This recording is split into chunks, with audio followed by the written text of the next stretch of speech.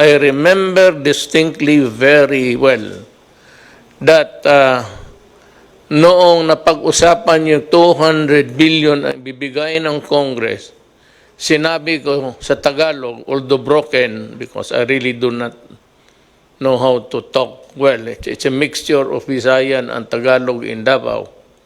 Sinabi ko, wag na wag ninyong do not fuck up with this pera because it's really a blood money now needed to keep the nation alive. So wala akong I would listen to Secretary Duque. But I gave him the instruction and I admit it in public now, sabi ko sa kanya, do everything you can. Sabi niya, there's so many proposals. So I do not care.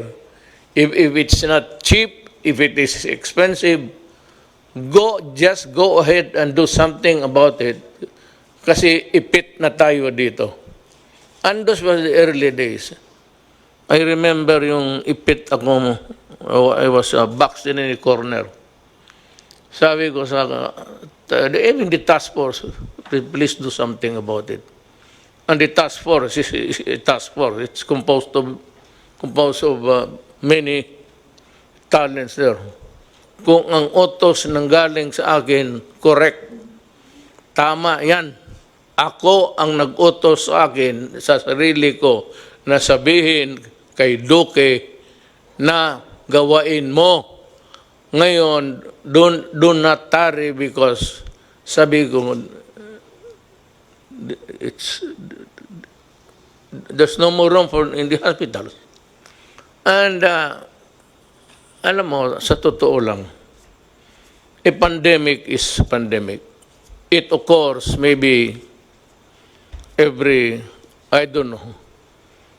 But noong panahon ng,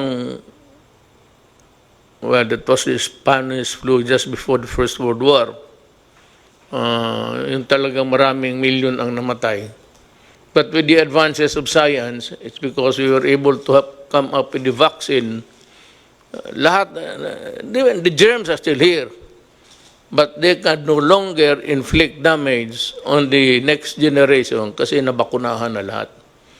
But to say na nawala, you do not kill bacteria and viruses. They linger on for as long as mankind is in this planet. Hindi talaga nawawala yan. Sabihin mo yung diphtheria, well, hindi yan. A vaccine cannot kill. It's the body that provides the defense against those microbes. Ito ngayon, wala pang bakuna. So gusto ko lang malaman ng sambayan ng Pilipino na I take full responsibility ng utos ko na magdalian mo. Wala akong pakialam kung saan ka magkuha, magnakaw ka. And I remember saying it, I do not care whether you go and steal, borrow, or kill a person to get what needs to be done. We would want to start with some explanation to be given by Yusek Lau on the purchase of PPEs and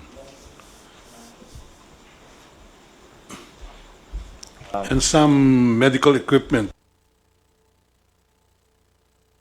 We have a mannequin there. That is the complete set of the personal protective equipment for a medical personnel to wear. Wala. Who's inside there? A woman? No, mannequin po. Bakit may manikin ako dito? Kulang lang po siya ng ano tawag doon? It lacks the face shield. It's 9-piece item So we start with the most expensive part is the coverall. Yung parang may takip sa ulo. Okay. This is the coverall. It has a blue strip, which is very. This is one of the marks of a very expensive coverall protection gear. This is what we call as Ebola level. Ang Ebola level, it can actually stop even air transmissible viruses. Ano siya? It's lightweight and it's non-woven. May heat seal. Even the sewn portion is covered to make sure that pag nagkaroon tayo ng spill, air or liquid, hindi papasok sa balat or sa clothing ng mga doctors. So when you go international, lahat sila itong sinusuot. There's only one country who's not wearing this, it's Korea. Korea has the same item but no heat seal. That's why even yung Korea companies that's trying to provide supply sa Philippines, we cannot accept their item because it's not heat sealed. Now, the difference between heat sealed and not, it's almost 200 to 300 pesos. So, mahal kasi. We have a price from DTI. There's one company known as Conweb. They are producing PPEs locally that will start on June this year. So, we will be buying it at 850 kasi local. But the materials will still be imported from China. But this one, pag imported to, at least 1,100. That's the statement of Senator Lacson, yung 1,097. This is one. Kasi this is actually 1,100. So when you say, they say PPE sa DOH, that's just the coverall. Now we have locally made items like this. Yung mga local kasi hindi siya medical grade. Tela ang gamit, fabric. So pag fabric, may tendency yun na papasok yung tubig. So hindi siya protective. It makes you feel secure, but it's not actually medically safe for you to wear. So let me interrupt you. Yes, sir.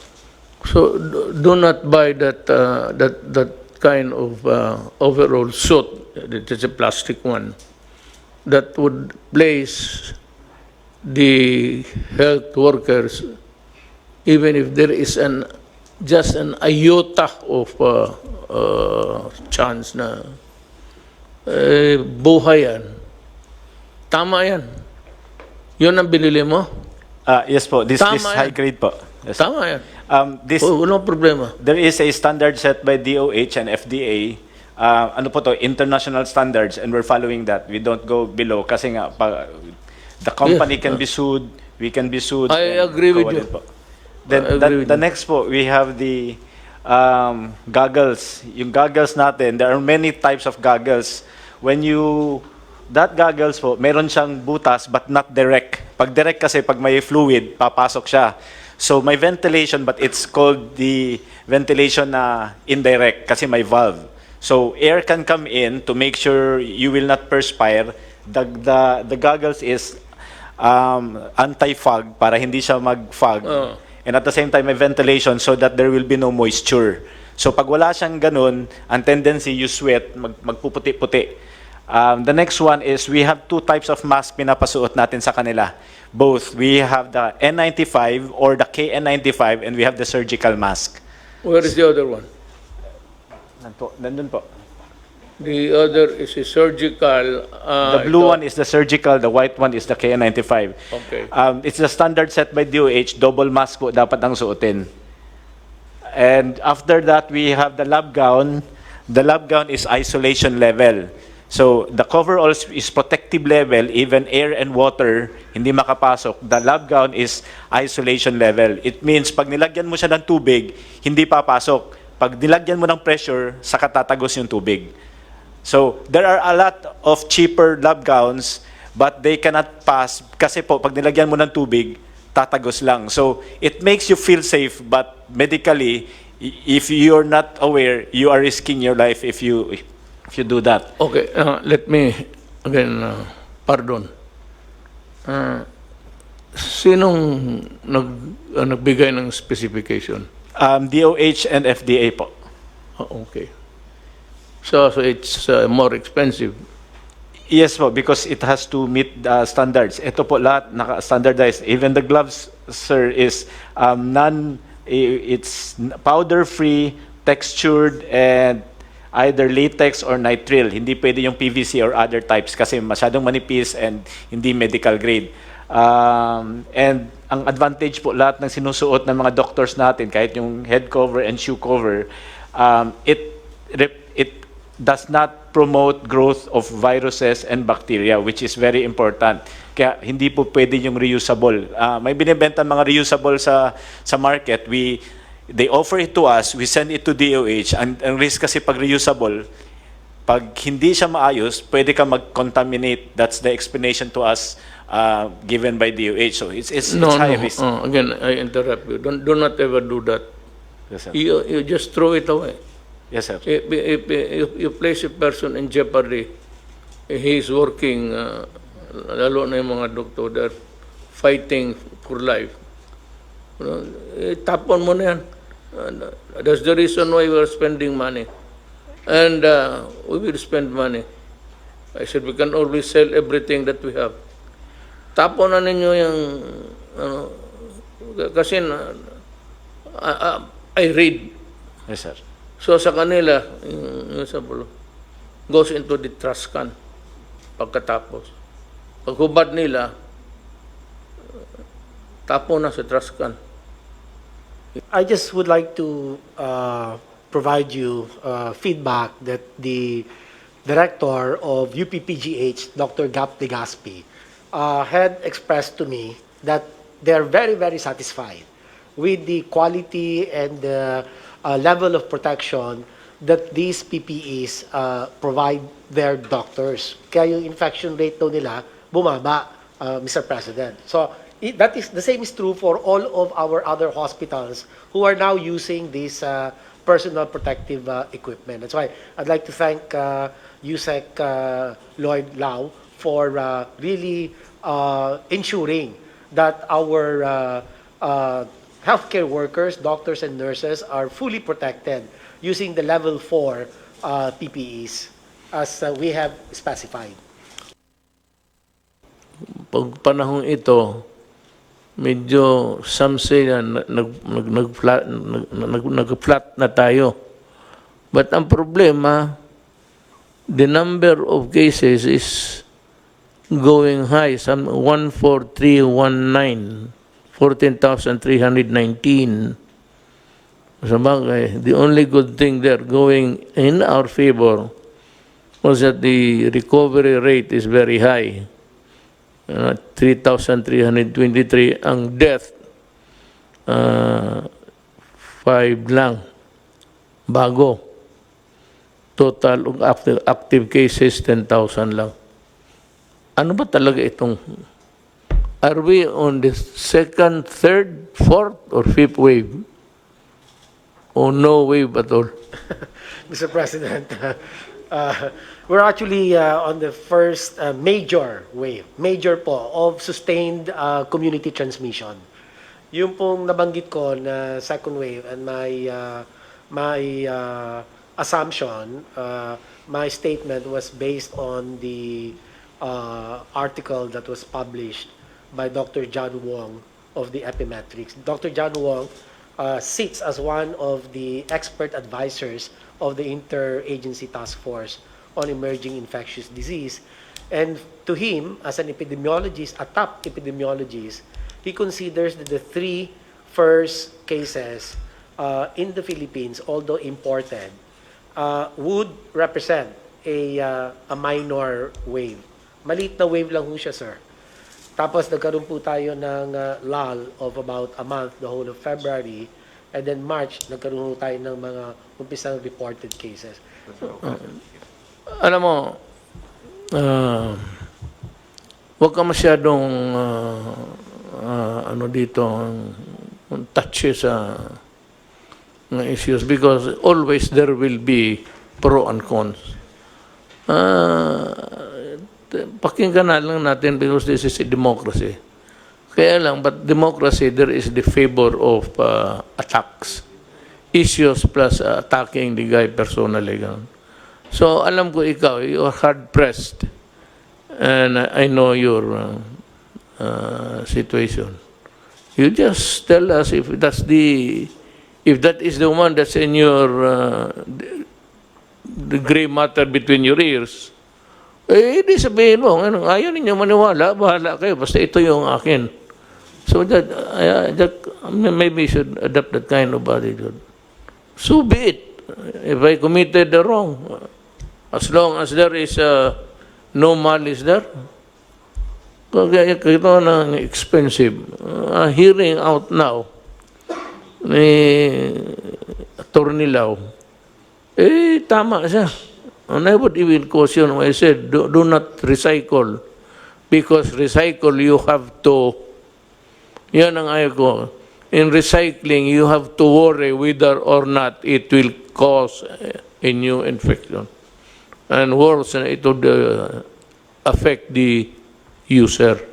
Ang user niyan, ang mga doktor. O ang akin lang dito is, I'm looking for, what I'm interested to know is that, is there graft and corruption there? Was dirty money change hands? Kaya talagang, pagkaya na, wala na tayong pinag-usapan, talagang maghiwalay-hiwalay tayo. Pero kung sabi ka lang, nagkamali ka, as it is, yung sabi mahal-mahal ng ano, ito nga yung panahon ng, I said, at the height of the contagion, wala naman akong narinig putang na gustong tumulong. Ngayon sa tayo, sabi, maabot sa akin, meron dito, meron doon. Kasi so, sabi ko, papunta, si Bong, papuntahin mo sila dito at dalhin nila yung produkto. Kaya para tawagin natin ang, ibigay natin sa Interagency Task Force. Wala naman. Let me ask you this very crucial question. I just want to be satisfied, really. Ano itong sinasabi nilang mas mura doon at itong mag-asawang spouses ko are the dealers of itong yung nabili ninyo at mahal? Oh, is there really a price difference there or haka-haka lang nila yan? I do not know these two personalities. Ito pong ko. Somebody might know about this couple. Perhaps, I don't know if Yusek Lloyd. Ito yung nagpabili. Ahente. Yes, Mr. President, they have offered to sell. They are owners of, I think, Omnibus. The company is known as Omnibus. They are A manufacturing company. no, they are the exclusive distributor of Sansure in the trading. Philippines. The first document that we have was a letter from them sent to the Secretary of DBM, Maynila Avisado, that was sent to PSDBM. Their offer of the mechanical automated extraction machine is at 4 million pesos. We also have an email from them offering the said item at 4,350,000, which Senator Lacson is claiming that if you buy it direct from Sansure, it's only at 1,750,000. As per record, Omnibus Biomedical Systems Incorporated offered it at 4,325,000, and Guidance Management Corporation sold it at 5,274,423. Filanaserve Incorporated at 7,740,000. These are all domestic corporations selling Sansure equipment in the Philippines. However, during the bid, they did not win because a foreign corporation from Hong Kong-based, which is also an exclusive distributor of Sansure in Hong Kong, sold it to us, yung mga kits. So, natalo po sila sa bidding, kaya hindi sila nanalo. But they are complaining, why are we not respecting their exclusive distributorship? I think it was correct that it reached Sansure Corporation because we were discussing with Ambassador Wang through the Chief of Protocol, Robert Borge, complaining about these issues. The officers from Sansure actually went to the Philippines. I met them last Friday and also yesterday. We met them over lunch sa DBM, And we personally requested that if they sell directly to the Philippines, and they're willing to forego of Omnibus, because they were actually negotiating that since they have relationship with Omnibus, can they use it as distributor, and they are willing to reduce the price. I think Omnibus is willing to reduce the price. But I made a statement, categorical express statement, that we are no longer willing to discuss with Sancho if they go through Omnibus, because they were given a chance before when the government really needed it, and they gave us a very high price and threw the ball to us that you can only deal with us because we're the exclusive distributor in the Philippines. So if we allow them to distribute now at a lower price, we're giving them a reward for what they have done before. Now that we can go direct to Sansure, we suggest that we bypass them, because we can get it cheaper. Second, they should pay for what they have done before. Kasi nagipit tayo, hindi tayo makalipad. Kasi meron tayong mga restrictions and all. They're the only ones who are connected to Sansure, and they're selling it at least not less than double the price. And you cannot get it unless you pass through them. I think the same problem with the private sector. Okay. Anybody else? Anybody would like to? Yes, Secretary Roque. Yes, sir. Ang punto ko lang po, meron tayong existing law against profiteering, defined as taking advantage of a national emergency, and there's also provision in the Bayanihan Act. And I think from what we heard from at least Project ARC, no, this is very serious kasi nga the only source that we can get these PCR machineries and kit is from Sansure now, and there was really almost an attempt to blackmail us into buying something very expensive, no? And that's why I thought baka meron talagang basis para imbestigahan po itong kokopol ng NBI, no, for profiteering and hoarding under the special law on anti-profiteering and under the Bayanihan Act. Thank you po. O sige, we will act accordingly in the course of maybe we'll be able to give a statement to the public latest about 3 days. Nakatambak yung papel ko sa opisina, so that everything will be presented to the public in black and white with the corresponding explanations. And NBI should study the matter very, very carefully. Kasi alam mo, itong mga putang inang negosyanteng to, whether it's really an issue of humanity and the greed, yung hoarding na ano, you cannot, it's part of the business practices which you may call not even obnoxious. It's repulsive to the human mind when you start to think about it. But let's look at it on what it is legally. Sans the maybe yung mga suspicion whether it is like that. After all, it's not easy to charge a person. I still believe in the if the NBI has the probable cause, then go ahead. But I still believe in the what accruing to government people working, the presumption of regularity in the performance of their duties. Dito na naman tayo sa It's a more serious problem coming up is the issue of the OFWs coming in. Sa pagka ngayon, meron tayong 24,000 stranded in Manila. And they are stranded in the sense that they are not allowed or they cannot go home because the local governments are not accepting them. So, merong mga pronouncement na ang policy na they will not accept returning OFWs. Ang masama nito, kasi pag ganun ang behavior natin, Secretary Bello says that there are about 302 coming in a short while, and 62,000, 302 and 62,000 are expected to arrive as soon as our airports are open. No, in the, not really confusion, but in the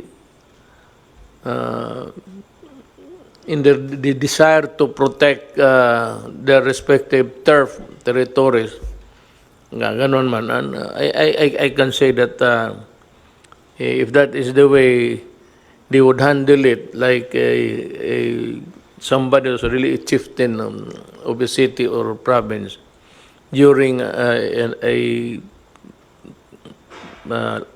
pandemic time,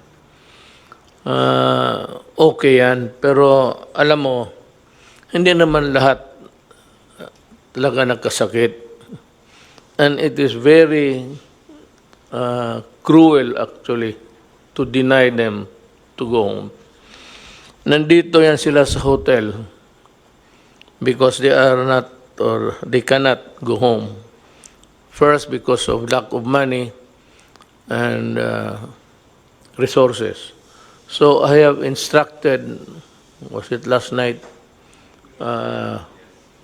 through Secretary Roque, that I am ordering the use of all government assets, whether it's really the air or the sea or the transportation owned by government, that they should be utilized in accepting and probably delivering them to their, if possible, delivering them to their homes, to their families. Na itong coming na 302 is it's a big worry.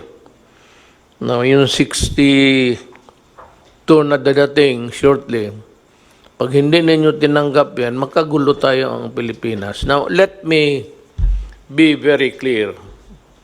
Let me talk about legality para wala tayong sakit ng loob. Nobody but nobody can really stifle the right of whether he is traveling and working outside and coming in, going home. Nagkaroon lang itong temporary an aberration in the movement of people because of the COVID. Ito ang sasabihin ko sa lahat. I said nobody but nobody.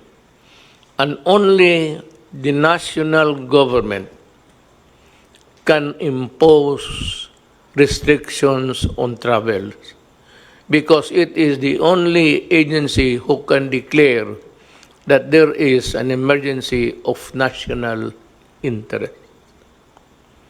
The issue is national interest, and that power of declaration is not shared by anybody.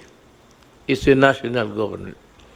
Ngayon, may mga syudad na ayaw nilang tanggapin. You know, I'm ordering you to accept them, open the gates of your territories and allow the people and allow the Filipino to travel wherever they want. Yung sequestration ng tao o lockdown should dovetail the national policy, or better still, as not to confuse the people, you are not allowed to unilaterally declare na ganito, you are closing the entry, the egress and ingress ng tao. Mahirap yan. Magkagulo tayo, kanya-kanya kayong... So, if you want a measure to be implemented in your local government unit, ask permission from the task force. Because, alam mo, it involves many issues. One, in the name of humanity. Two, is the constitutional right. And ito yung pinakamabigat. It is the constitutional right of people to go home, to travel and go home. Do not impede it. Do not obstruct the movement of people because you run the risk of getting sued criminally. Ang agency, because it is the national government who declared there is a national emergency involving a pandemic, an issue of health, that power cannot be shared by anybody else. If you want, as an adjunct of government, maghingi ka ng permiso sa task force. They are the better position really to assess. Kawawa itong 24, so I'm ordering, kasali na yung pera sa, kung may naiwan pa, sa 200 million, gastusin rin ninyo yon para sa pag-uwi ng tao. Because the reason why they are here is connected with the issue of COVID. Nagsiuwian ito, diniport, kasi nga may pandemic involving the entire planet Earth. So the reason why they are deported or forced to go home is because of, well, maybe so as not to have a contagion involving a lot of in numbers. To contain it, ito yung mga ating mga kababayan, pinapauwi. Tanggapin natin sila.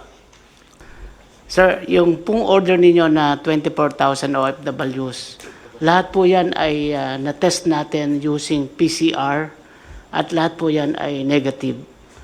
Kung sakali lang po na may makakalusot na nawala yung kanyang result at siya ay dumating sa LGU ng walang papeles, ang advice po natin sa LGU, tanggapin ninyo at ilagay ninyo sa quarantine hanggang dumating yung kanyang result. Sapagkat yung pong 24,000 po yan ay tested negative po sa PCR. Yeah. Opo. Doubly, more reason really for not refusing to accept them. Kawawa naman. Alam mo, ladies and gentlemen, if you are listening, Pilipino to, kababayan natin. Tanggapin ninyo and provide for sequestration houses if you want. Yung doon sila i-quarantine. Pero hati-hati tayo sa problema. Total, hindi naman kami nagkulang. Whatever you need, we provide. It's just a matter of time. You cannot service the entire 110 million Filipinos at once. That's why I think it's ignorance only on the part of the LGUs. They don't understand, you know. So I think tama ho yung sinabi niyo, we should lecture to them. We should have seminars. I'm willing to give it even via Zoom, di ba? We're doing this anyway for LGUs. We can do it for them. No? We have to educate them. Mr. Well, anyway, President, the 4,000 will be home to their own provinces by Thursday. But it behooves upon the Right? DILG to really see to it that everybody is delivered and returned to their homes, sa pamilya nila. Nung panahon ng good time, we were experiencing the benefits of the dollar. It formed a big part of our GDP. GDP is simply income. Ang ibig sabihin ng GDP is income. Noong income na sa bansa natin, malaki because nandito ito mga OFW. Tapos ngayon, hindi natin tanggapin. Oh, what's the fuck? That's final.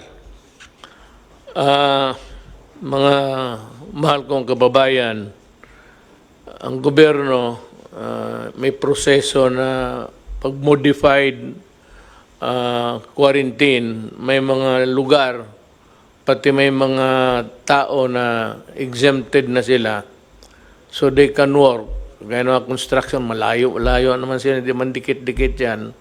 Pero dahan-dahan yan. Pero ito lang ang pakiusap ko. As I said before, kayong maglabasa na, baski na hindi nga kayo pinapayagan, lumalabas na kayo eh. Hindi ko naman kayo madampot, pati yung mga bata ninyo kung isalin ninyo. But ito ilagay ninyo sa ulo talaga ninyo, ha? Sa conscious mind ninyo palagi. Ang COVID ho, nandito pa. And yung pagpalabas ng mga tao, hindi ibig sabihin na tapos na ang COVID. Nandito pa rin. So, kung gusto mong lumabas ngayon, sa ngayon, wala pang medisina, walang vaccine, at your own risk yan.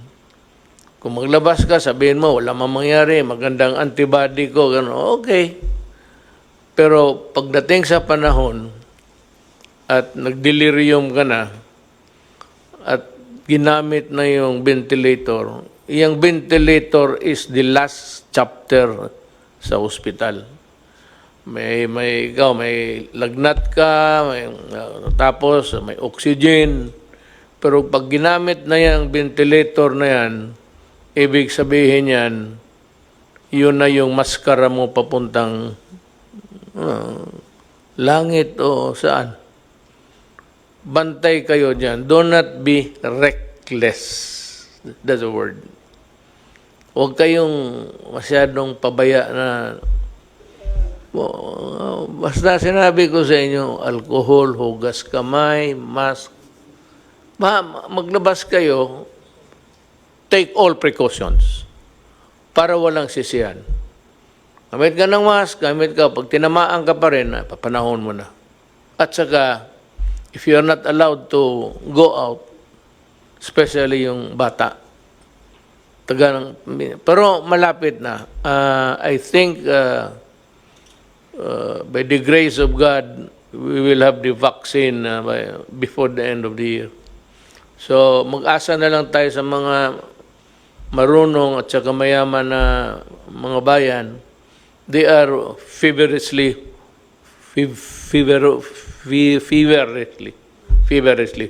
working on it. Pag nandyan na yan, ako na ang magsabi, labas na. Pag hindi ka lumabas, hilain kita sa labas, dito ka. Sige, pasyal na kayo. Kaya may bakuna na yan. Bakuna muna tayo, tapos bahala na. But without the vaccine, it's really danger. It spells disaster. So, mask, hugas kamay. Mga bata, wag muna. Yung opening ng classes, that's a very... I will not allow the opening of classes na magdikit-dikit yung mga bata. No? Bahala na, hindi na makatapos.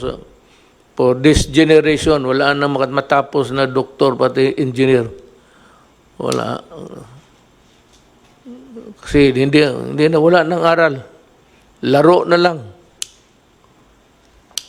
Unless I am sure that they are really safe. It's useless to be talking about opening of classes. That's probably bad. Para sa akin, bakuna muna. Pag nandiyan ang bakuna, okay na. So, remember that. pati yung mga mayors, governors, kindly remember that they are Filipinos and that there's only one body, the government through the task force, who can make pronouncements about lockdowns, about quarantine or sequestration of whatever. Mahirap yan. Isa lang ang gobyerno. The national government makes the pronouncement. You just follow. And itong sabi nga ni General Anyo, ito, tinamaan rin ito ng COVID si General. Sabi niya, in 24, on his oath of being a public officer, when you talk about official matters in an official discussion, your word is always under oath. So, sabi ni John Anyo, safe yan. Pag magkamali, may reinfection, then we will act accordingly. But anyway, he's the one who would i-husband niya yung whole setup. Maraming salamat sa inyong lahat.